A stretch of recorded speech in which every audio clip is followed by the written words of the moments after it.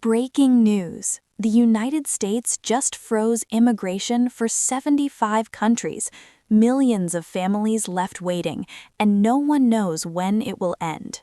The announcement landed quietly, without flashing lights or a prime-time press conference. No emergency address, no dramatic speech from the Oval Office. Yet within hours, embassies across the world began receiving internal cables.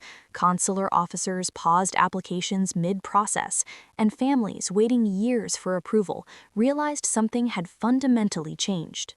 The United States government, under the Trump administration, had ordered an indefinite suspension of immigrant visa processing for citizens of 75 countries.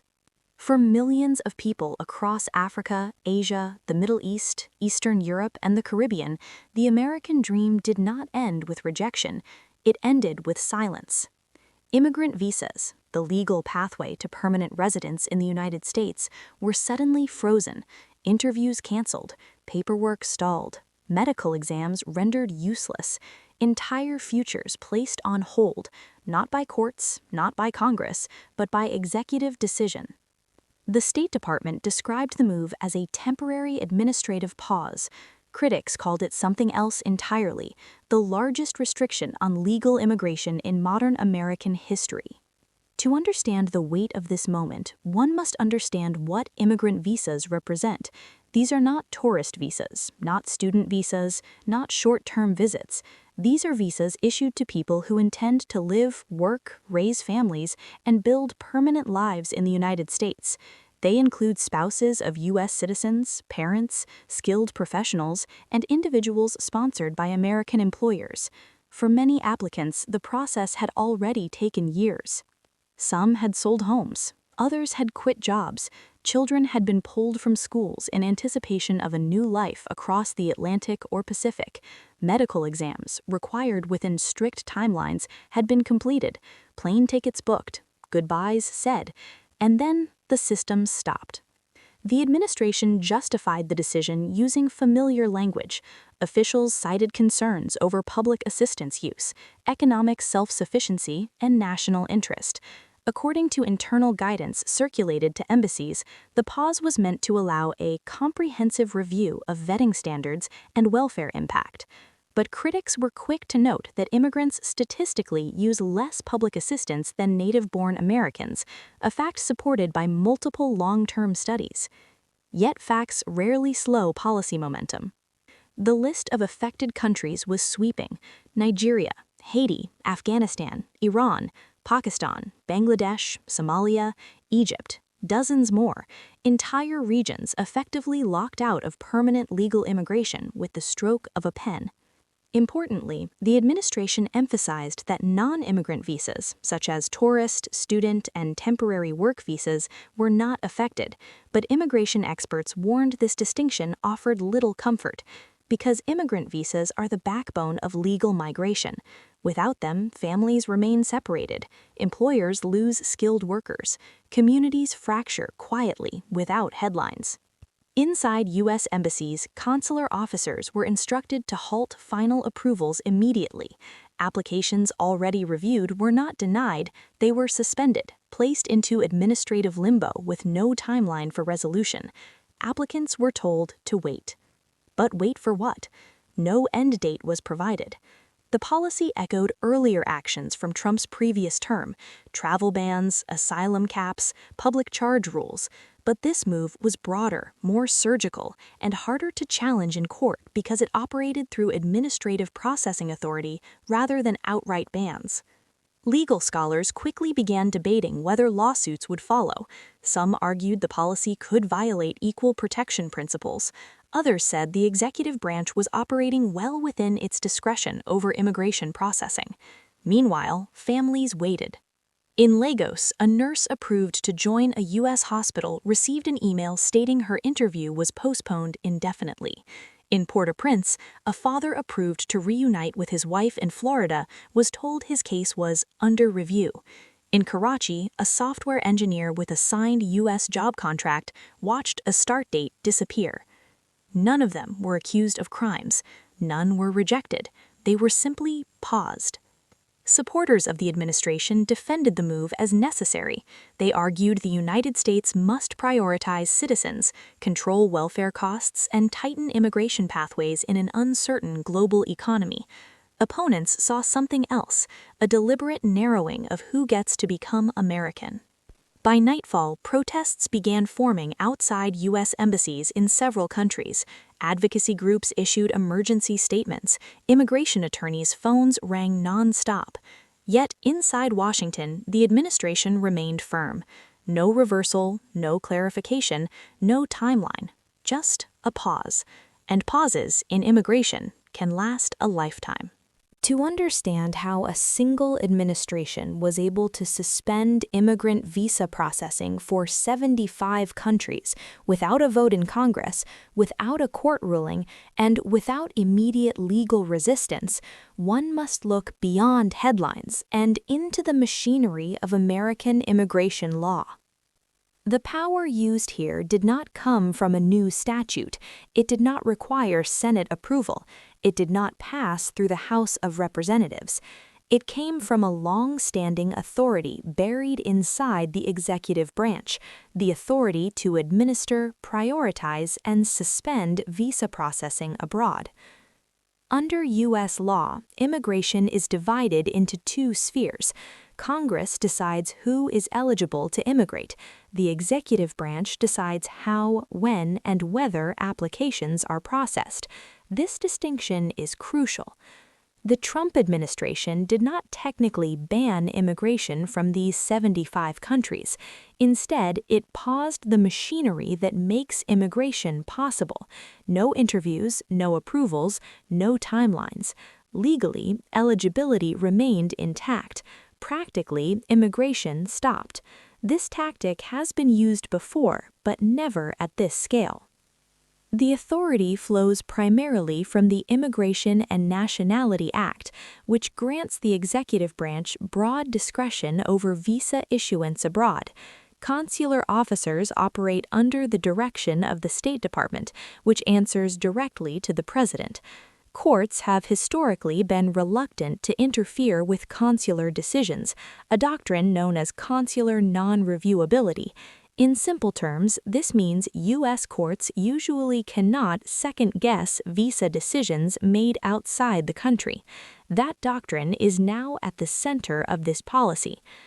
By framing the suspension as an internal administrative review rather than a categorical ban, the administration placed the decision behind a legal shield that is difficult to penetrate.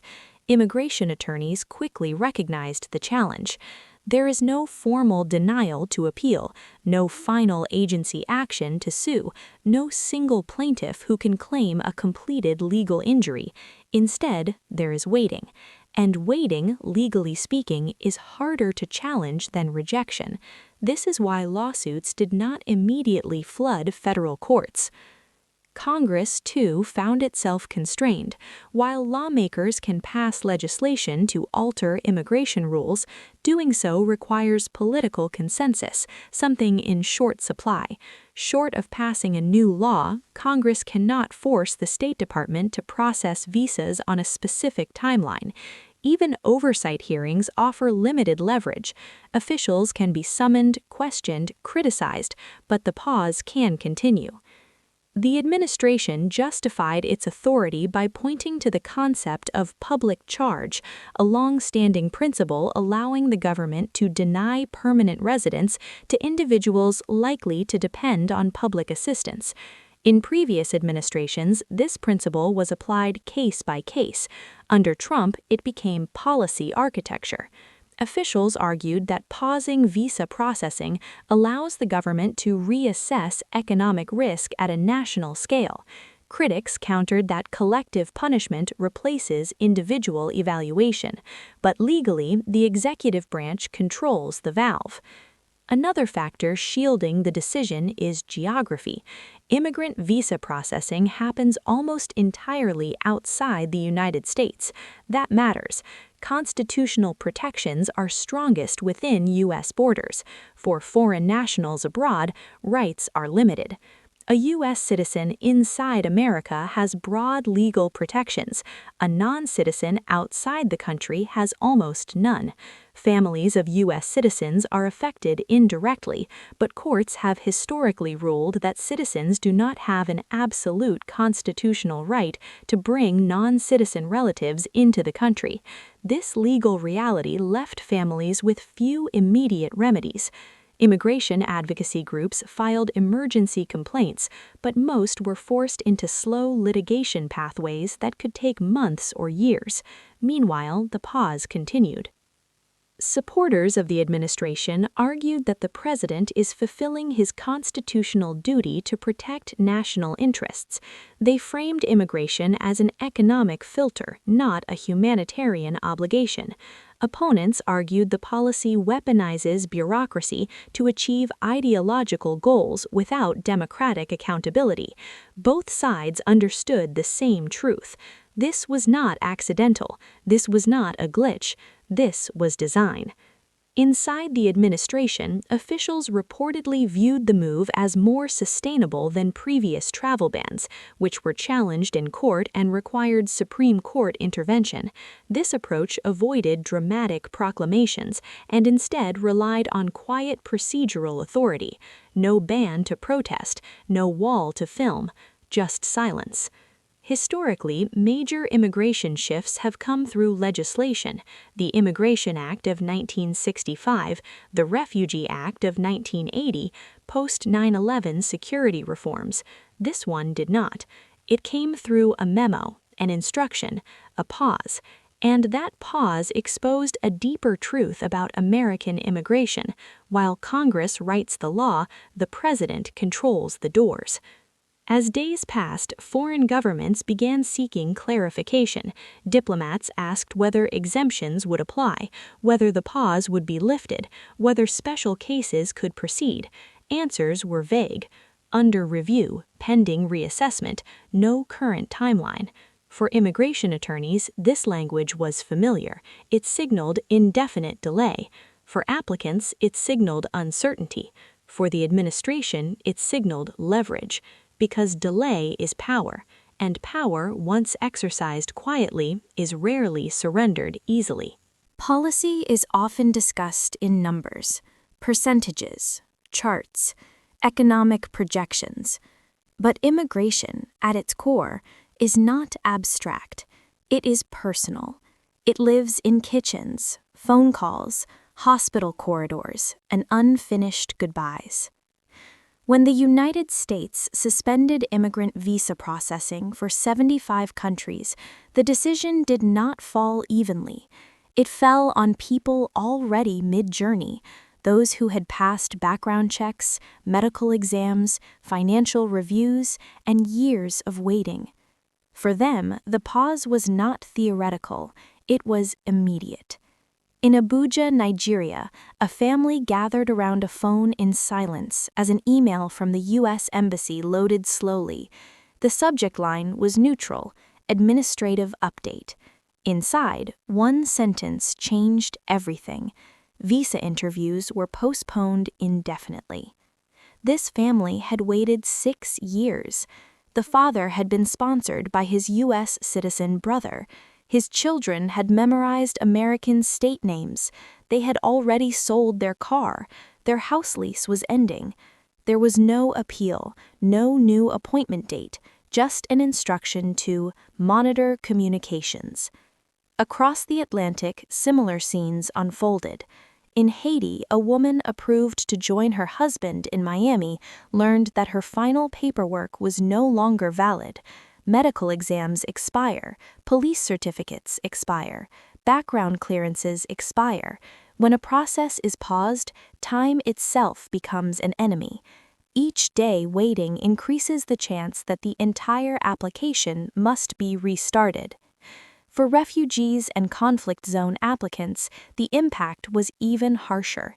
In Afghanistan, individuals approved through family reunification programs suddenly found themselves stranded in a country where association with the United States can be deadly.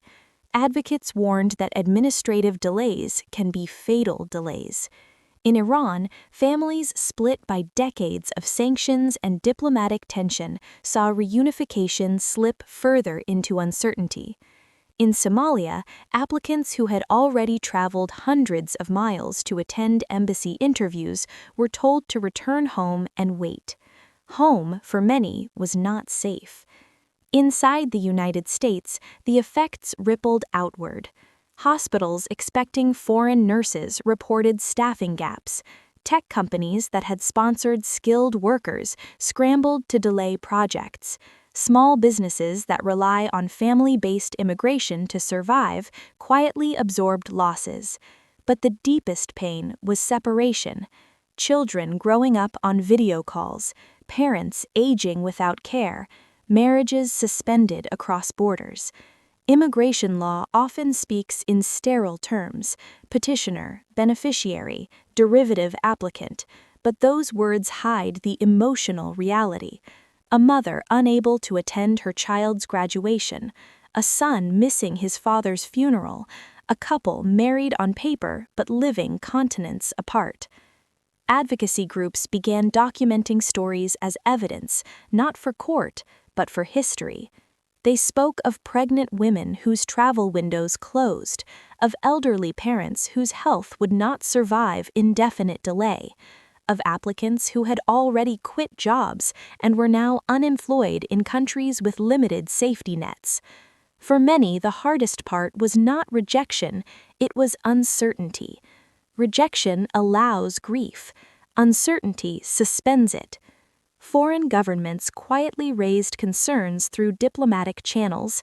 Some nations sought exemptions, others questioned why their citizens were grouped together despite vastly different economic and political conditions. No detailed explanation was given. The policy treated countries as categories, not people. In several affected nations, rumors spread faster than facts. Some believed all U.S. visas were canceled, others feared permanent bans. Smugglers and scammers exploited the confusion, promising fast-track solutions for desperate families. Immigration attorneys warned clients not to panic, but privately admitted they had no answers. The administration insisted the pause was temporary, but history offered little reassurance. Previous immigration pauses, labeled temporary, had lasted months, even years. Families learned to stop asking when and start asking if. Mental health professionals working with immigrant communities reported spikes in anxiety and depression.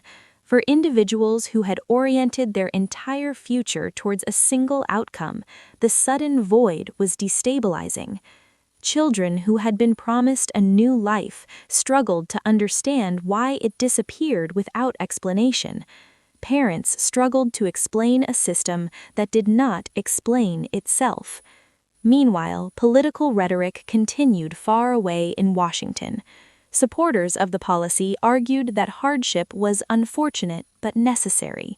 They framed immigration as privilege, not entitlement.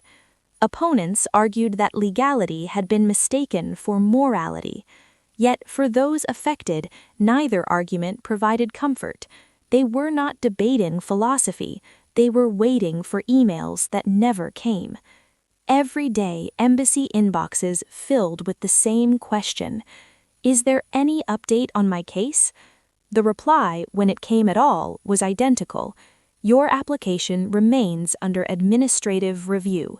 And so lives remained paused, not ended, not denied, just suspended, mid-sentence. By the time the human consequences of the immigration pause became visible, the political consequences were already unfolding behind closed doors. In Washington, the reaction split sharply along familiar lines. Supporters of the Trump administration framed the suspension as decisive leadership. They praised it as a long overdue assertion of national sovereignty, arguing that immigration policy had been shaped for too long by sentiment rather than strategy. They pointed to rising housing costs, strained social services, and job competition. They argued that slowing permanent immigration was not cruelty, but correction. Opponents saw something else entirely. They accused the administration of bypassing democratic norms, using administrative power to achieve outcomes Congress had not approved. Lawmakers held press conferences on the steps of the Capitol, holding photos of families separated by borders. But speeches did not change policy. Inside Congress, efforts to respond stalled almost immediately. Proposed bills faced procedural hurdles. Committees scheduled hearings, but hearings do not reopen embassies. Some lawmakers demanded emergency exemptions for spouses and children of U.S. citizens. Others called for targeted carve-outs for healthcare workers and essential labor. The administration declined. Behind the scenes, even some allies expressed concern. Diplomats warned that the move could strain relationships with strategic partners. Business leaders quietly lobbied for relief, warning of talent shortages and stalled investments. But the White House calculated that political risk was manageable. Immigration has always been a fault line in American politics. The administration bet that tightening access would energize its base more than it would alienate undecided voters. Outside Washington, the streets told a different story. Protests erupted in multiple cities.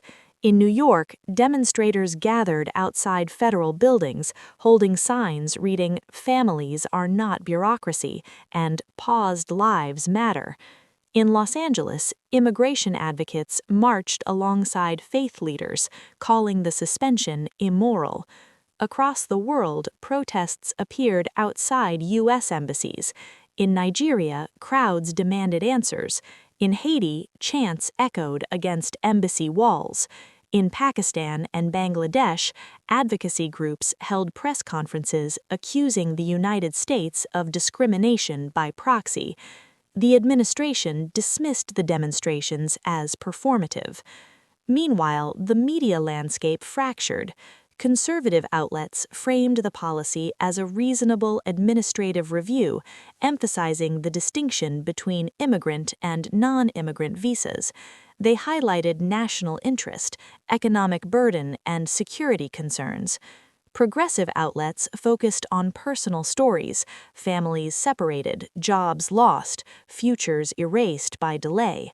They framed the pause as a quiet ban, one harder to challenge precisely because it lacked spectacle.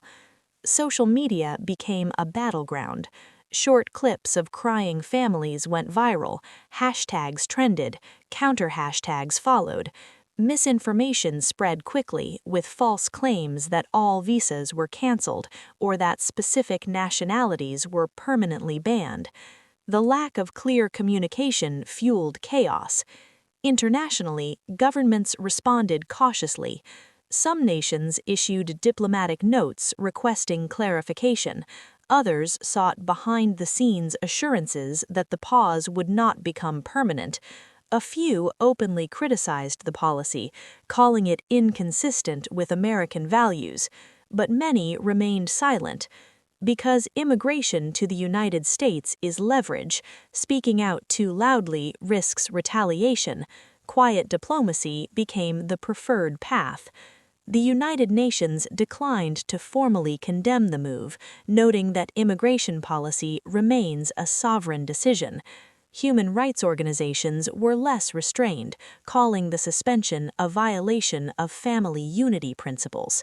Inside the administration, officials argued the criticism proved the necessity of the move. They framed resistance as evidence of external pressure trying to dictate U.S. policy. As weeks passed, the pause normalized. News cycles moved on, protests shrank, emails remained unanswered. That normalization was the true turning point. Because policies do not need to be popular to endure, they need only to survive long enough to become routine. Immigration lawyers warned that this was the danger. A pause today becomes a precedent tomorrow. Administrative discretion, once expanded, rarely contracts. Historical parallels emerged. Commentators compared the moment to earlier eras of restriction, the quota systems of the early 20th century, the Exclusion Acts, the post-9/11 clampdowns. Each time, policies were justified as temporary. Each time, they reshaped lives permanently. The administration maintained its position. Reviews were ongoing, metrics were being evaluated, no timeline was provided. And so the political battle settled into stalemate. No repeal, no escalation, just continuation. By the end of the fourth hour, one thing was clear. This was no longer just an immigration story. It was a story about power, how quietly it can be exercised, how slowly it can change lives, and how difficult it is to reverse once deployed. The world was watching, but Washington was not blinking. History rarely announces itself as it happens. It does not arrive with a label, or a verdict, or a clear ending. More often, it unfolds quietly, through administrative decisions that seem technical at first and irreversible only later. The suspension of immigrant visa processing for 75 countries may ultimately be remembered as one of those moments, not because it was loud, but because it was effective. To understand where this moment fits, one must look backward. The United States has always oscillated between openness and restriction. Each wave of immigration has been followed by a backlash, each backlash justified as protection, each protection framed as temporary. In the late 19th century, America welcomed millions, then passed exclusion laws. In the early 20th century, it built quotas to preserve national character. After World War II, it reopened cautiously. In 1965, it rewrote its system in the language of equality. After September 11th, it tightened again in the name of security. Every era believed its restrictions were exceptional. They never were. What makes this moment distinct is not the restriction itself, but the method. This was not a law debated in public. It was not a proclamation challenged immediately in court. It was a quiet reprogramming of the immigration machine, a pause that functioned as a filter, a delay that behaved like a decision. Experts warn that this approach may define future governance. If processing can be suspended without formal bans, entire policy outcomes can be achieved without political confrontation. Delay becomes denial. Silence becomes policy. Looking ahead, several paths are possible. The first is normalization. The pause remains in place for months, then years. Minor exemptions are added quietly. The public adjusts. Immigration numbers fall. The system resets at a lower baseline. This is the most historically common outcome. The second is escalation. The administration expands the review, adds more countries, or broadens criteria. What began as a pause becomes architecture, a permanent mechanism of control. This too has precedent. The third path is reversal. A future court ruling forces action. Congress intervenes. A new administration restores processing. Families resume their journeys. But reversals leave scars. Lost years are not refunded. Childhoods do not rewind. Lives paused do not resume where they stopped. Even if processing restarts, trust does not. For immigrants watching from abroad, the message is already clear. Legality does not guarantee certainty. Approval does not guarantee arrival. The system can stop at any time. For Americans watching at home, the implications are quieter but just as real. Immigration shapes labor markets, demographics, innovation, and culture. When it slows, everything downstream adjusts. Hospitals adapt, universities recruit elsewhere, companies outsource, communities age. The United States has long benefited from being a destination of certainty. This moment introduces doubt. That doubt will linger. Future administrations, regardless of party, will inherit this precedent. They will know that immigration outcomes can be shaped not only through law, but through administrative inertia. And once a tool exists, it is rarely unused. The question is not whether this pause will end. The question is what replaces it. Will America return to a system defined by predictability and process, or will uncertainty become the new gatekeeper? For the families still waiting, history offers little comfort. They do not experience policy as theory, they experience it as days without answers, years without closure. They wait for emails, they wait for calls, they wait for permission to move forward with lives already half-lived. And somewhere between Washington and the world, the meaning of immigration is being quietly rewritten, not in speeches, not in votes, but in pauses.